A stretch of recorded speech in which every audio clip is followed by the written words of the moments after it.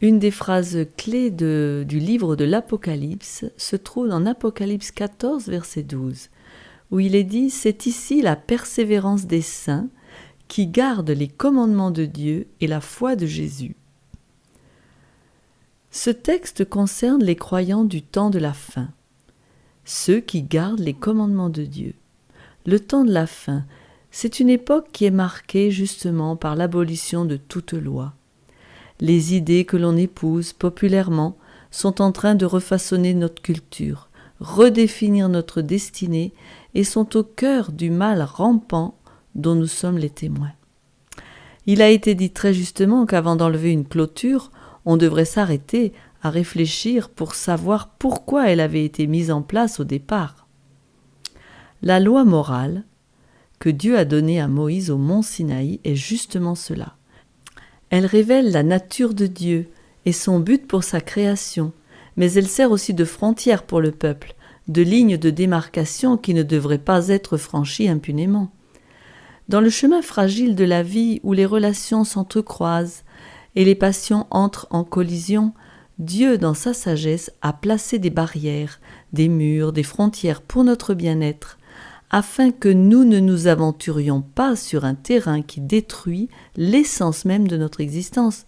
Oui, ce sont ces haies, ces clôtures, ces murs qui tombent aujourd'hui avec une force tonitruante. Et le son de leur chute remplit d'extase tous nos libéraux, mais il se pourrait bien que ce soit l'arrêt de mort de ceux pour qui ces barrières avaient été érigées. Apocalypse 12, 17. Le dragon fut irrité contre la femme. Il s'en alla faire la guerre au reste de sa postérité, à ceux qui gardent les commandements de Dieu et qui ont le témoignage de Jésus. Ce texte nous précise que derrière le rideau, Satan, le dragon furieux, est celui qui opère, et son but est de se débarrasser de l'obéissance aux commandements de Dieu, de la vérité en ce qui concerne la justice par la foi, le salut par le sang de Jésus. Apocalypse 13 nous présente un pouvoir qui a contrefait l'Évangile, un pouvoir qui a fait croire que le salut s'obtient par la foi et les œuvres, vous savez, les sacrements. De tous les pupitres aujourd'hui, par ailleurs, on entend « la loi a été abolie, la loi a été clouée à la croix, nous ne sommes plus sous la loi mais sous la grâce ». Dans le Nouveau Testament, on a une nouvelle loi, c'est l'amour. Alors, la loi ou la grâce ? La loi et la grâce, le salut par la foi ou par les œuvres. Quel est l'enseignement biblique ? Voyons si nous pouvons y voir plus clair et donner à ceux dont la conscience est troublée un grand sujet de joie et de paix.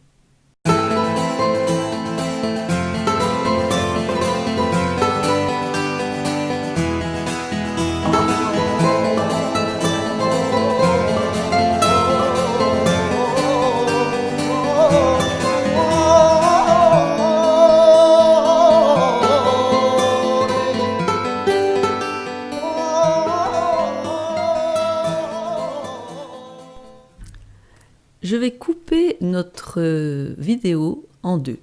La loi d'abord et ensuite la grâce, bien que les sujets s'entrecoupent forcément. Commençons par la loi. Il est vrai que Jésus a donné un commandement nouveau. Je vous donne un commandement nouveau. Aimez-vous les uns les autres, comme je vous ai aimé. Vous aussi, aimez-vous les uns les autres. Et en Marc 12, 30 à 31, tu aimeras le Seigneur ton Dieu de tout ton cœur, de toute ton âme, de toute ta pensée et de toute ta force. Et voici le second, tu aimeras ton prochain comme toi-même. Il n'y a pas d'autre commandement plus grand que cela. En fait, Jésus citait l'Ancien Testament. Deutéronome 6, verset 5. Tu aimeras l'Éternel ton Dieu de tout ton cœur, de toute ton âme et de toute ta force. On a souvent dit que l'Ancien Testament, c'était le testament de la loi, et puis le Nouveau Testament, le testament de l'amour. Mais vous voyez que ce n'est pas cela. On a toujours dit, et la Bible a toujours présenté en entier, le commandement d'aimer l'Éternel et notre prochain comme nous-mêmes. Alors, on parle de nouveaux commandements. En grec, il existe deux mots pour nouveau. Neus, ce qui n'a jamais existé auparavant, et karnas, qui concerne plus l'individu. Donc, quelque chose a existé pour cet individu auparavant, mais c'est maintenant nouveau pour lui. Il ne le savait pas jusqu'à maintenant, et maintenant il le sait. Ce n'était pas nouveau Neus, mais pour ceux qui l'écoutaient, c'était nouveau Carnas. Enseveli sous la tradition et les règles innombrables des rabbins, la loi, ainsi résumée, apparaissait nouvelle aux oreilles attentives des auditeurs de Jésus. 2 Jean 1,5 « Et maintenant, ce que je te demande, Kyria, non comme te prescrivant un commandement nouveau, mais celui que nous avons eu dès le commencement, c'est que nous nous aimions les uns les autres. » On a dit souvent que Jean est le disciple de l'amour. Cependant, au verset 6, Jean lui-même, le disciple de l'amour, nous donne la définition biblique de l'amour. 2 Jean 1,6, verset suivant. « Et l'amour consiste à marcher selon ses commandements. C'est là le commandement dans lequel vous devez marcher, comme vous l'avez appris dès le commencement. » Par ailleurs, Paul, dans 1 Corinthiens 13, nous donne la description de l'amour et ses aspects pratiques. Aujourd'hui, on ne veut plus de commandements, on veut de l'amour. On veut remplacer les uns par l'autre, mais cela n'est pas possible car les 10 commandements, c'est l'amour, ils sont l'amour. Aimer, c'est garder les commandements, autrement dit, d'après 1 Jean 4,7, « Bien-aimés, aimons-nous les uns les autres, car l'amour est de Dieu, et quiconque aime est né de Dieu et connaît Dieu. » Dieu est amour.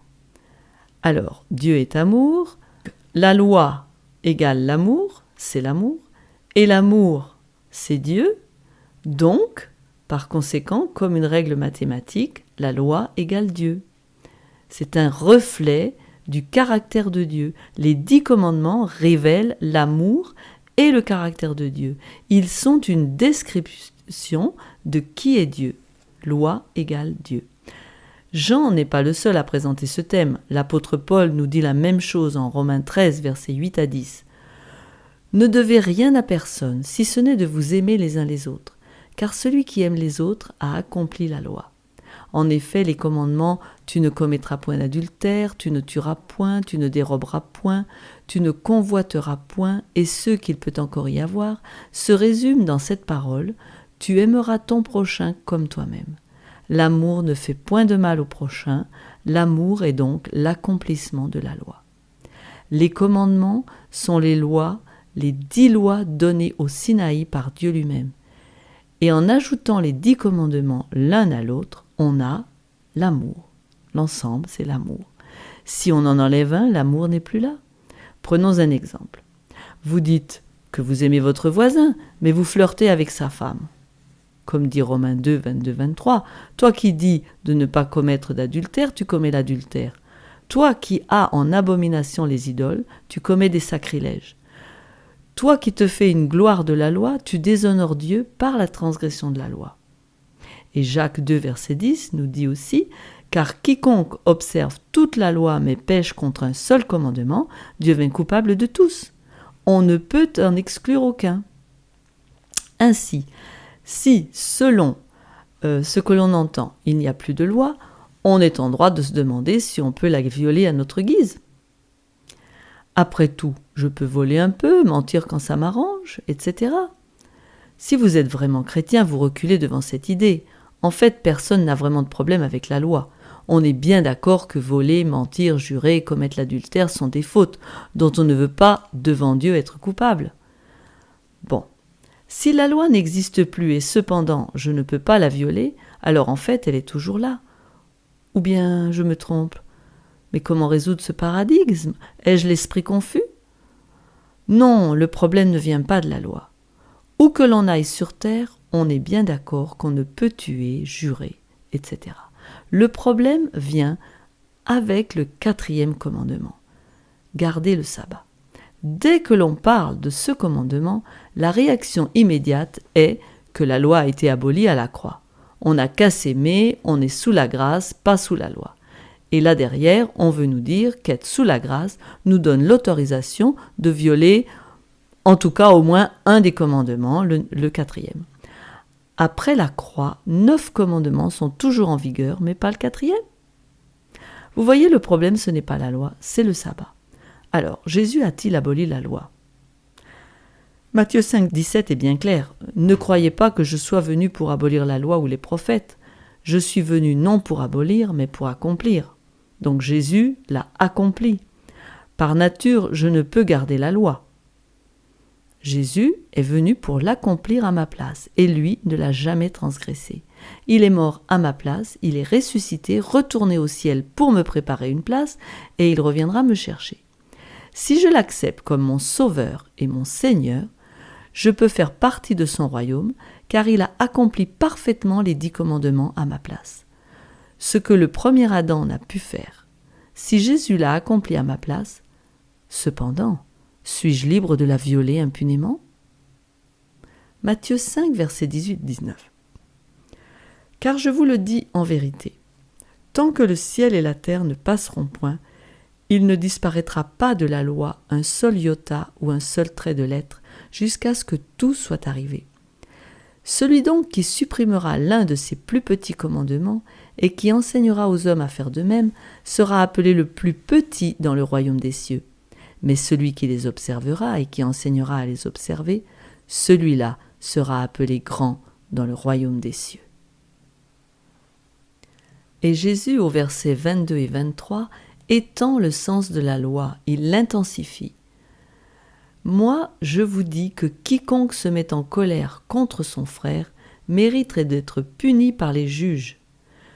Que celui qui dira à son frère « Raka » mérite d'être puni par le Sanhédrin, et que celui qui lui dira « insensé » mérite d'être puni par le feu de la géhenne. » Et Jésus d'ajouter au verset 27-28 « Vous avez appris qu'il a été dit « Tu ne commettras point d'adultère », mais moi, je vous dis que quiconque regarde une femme pour la convoiter a déjà commis un adultère avec elle dans son cœur. » L'enseignement de Jésus est bien clair. La loi est toujours en vigueur, elle qui est source de stabilité, de sécurité et de progrès.